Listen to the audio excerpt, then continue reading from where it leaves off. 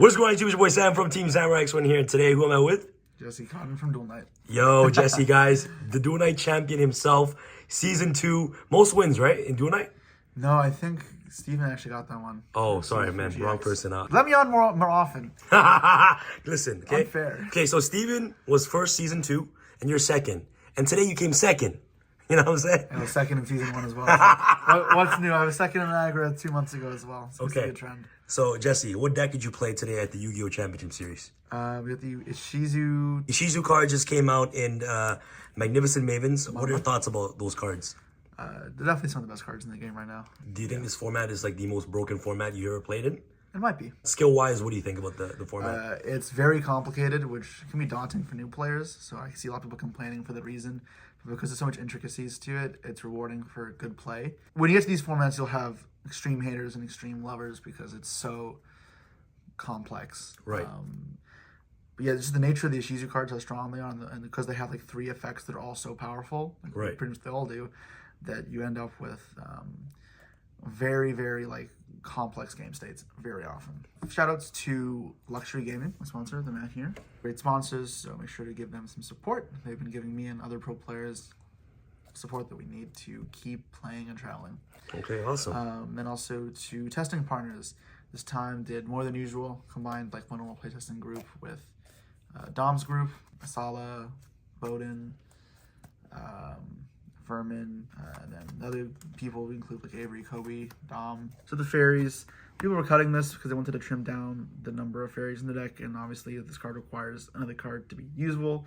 But the way I built this deck was to have as much interaction with both players' turns as possible, and this plays in line with that logic. So even though it can be cloggy, that's what the game plan, and I think it's fine.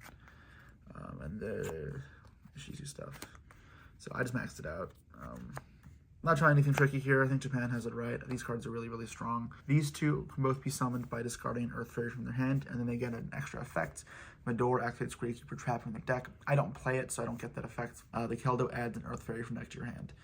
They both also say that as a quick effect, they can banish themselves from the field or graveyard to target 3 cards in both players' graves and shuffle them into the deck. That's really good. Obviously, quick effect means you constantly have graveyard disruption like DD Crows. Whenever a deck is good against itself, is when you kind of get these interesting matchups.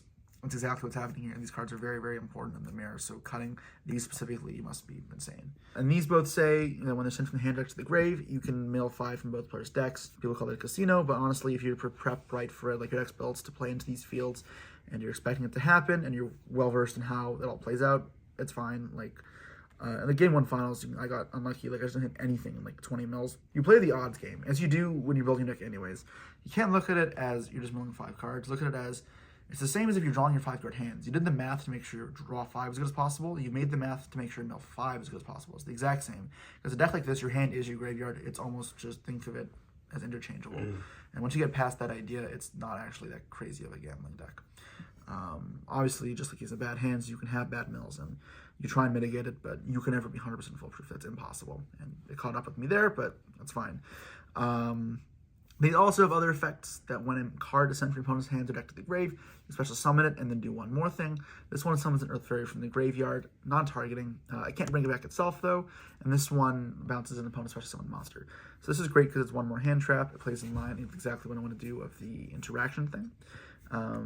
This one, not as good, but sometimes they don't have removal. Putting 2 bodies on the field can mean you can link really well, or just make a duel straight away, which is pretty good in grindy game states. Cool. Yep, they're good. I want to mill them as well. Some of the best ways to win your opponent's turn is they start milling, we all start milling, and then you just keep hitting these, and you both hit everything, and then it requires both players to play well, and if you catch them making a mistake is when you get into the game. People are slimming down on Agido, and while I do agree it's the worst one, I still think these cards are insane, so you should play them, especially in tandem with Orange Light. And Orange Light is insane versus non-tier decks with these in your hand. Like, you don't see it happen. I didn't even mill good in top 4 with Orange Light Aikido, but it just racked him. No Diviner, because Diviner is good when you're trying to get to the names, but if you're already able to start playing, then Diviner adds nothing, because if you already have access to all the names, it's just a level 6 tuner. True. Which is okay, but not really what I want. So I want cards that can kind of be multifaceted. They can be starters, extenders, If you're expecting opponent to be hitting like Valor's, Ashes, Imperms to stop you from hitting the grave, having an extra card that threatens the mill 5 is really good. But if your opponent's going to let you mill 5 and then try and stop the tiers or the Ishizu stuff in the grave, like Bestials or Crows, then the extra mill 5 is not going to matter if you're already seeing all the names anyways. You want stuff to actually make a threat. It's good with Elf, but I feel like at that point, I'm getting really far in the game state. It's almost never mattering. And you can actually still make Barons with this. I do that a lot. I still play Baron.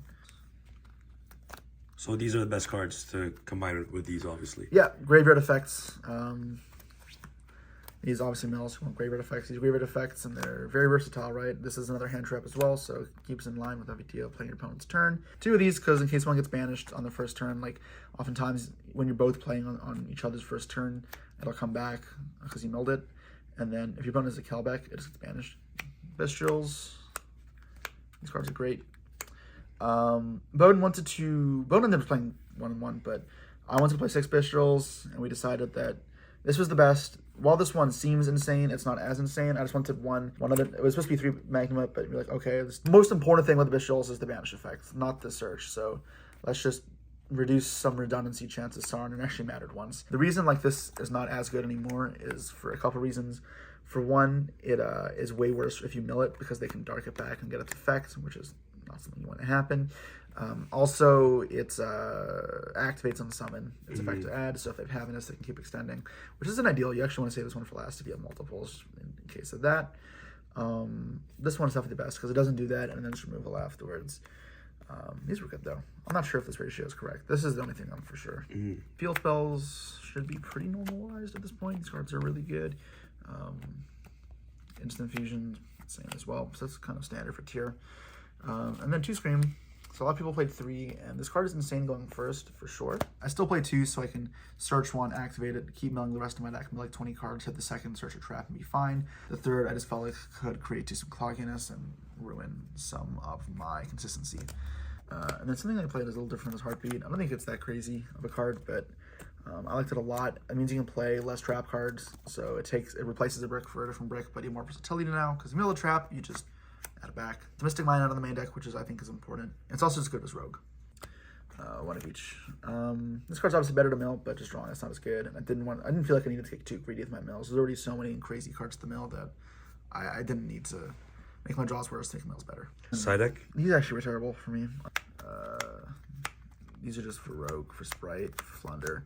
Clear back row and negate monsters. I don't put this into a Sprite, but I mean, I will if I see their decks like Necro Valley type deck, but if they're a hand trap based decks, then just these. I just figured this was the most versatile droplet, Dark Withers, Blowout, and then I do need some back row. I can't just not play it. Right. In the finals, I sided 0 cards in the entire match, which is not something you do when you have 15 cards to side deck. Extra deck. Some people aren't playing this, but with 3 Agido in my deck, you get a lot of Earth Bodies in field, and the Earth Bodies aren't actually super efficient. They don't have many uses for them. You can make rank 4s of them or links, but the links in this deck are kind of limited in their capacity. Asa is the bridge because it gets you to Elf, it gets you to Sprint. And that's kind of the main purpose there.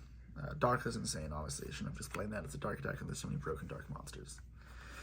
Sprint and Elf. Broken sprites that you don't play sprites. Right. Yeah, send Merly, revive Merly.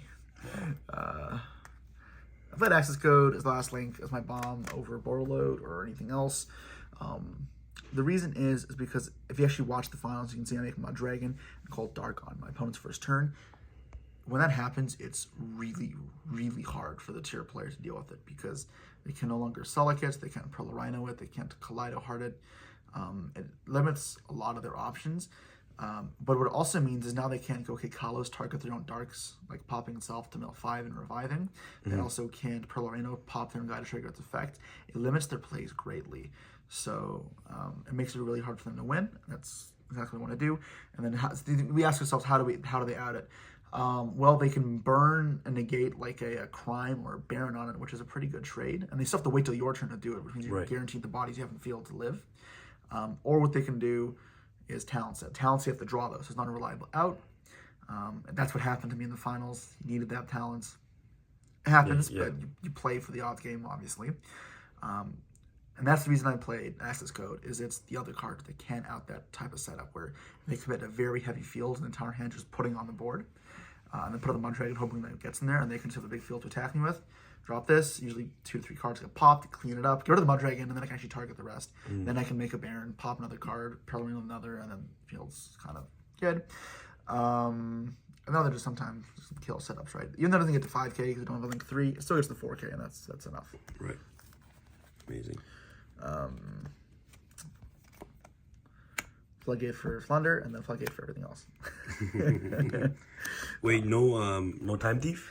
There are some situations where you'd want it, but it's a space. No space. Cool. All right. Yeah. Wait, no Zeus either. No Zeus. No, I wanted Zeus, but I'll talk over, like, I just need a space for it. I feel like everything else is more important. There's one card which I was talked into playing, which I don't know how I feel about it yet, but I'll explain that when I get to it. True. All right. I think Zeus would be the next card I put in. Instead of playing Beatrice, I played Wallow. Beatrice falls in line with a similar philosophy to Diviner.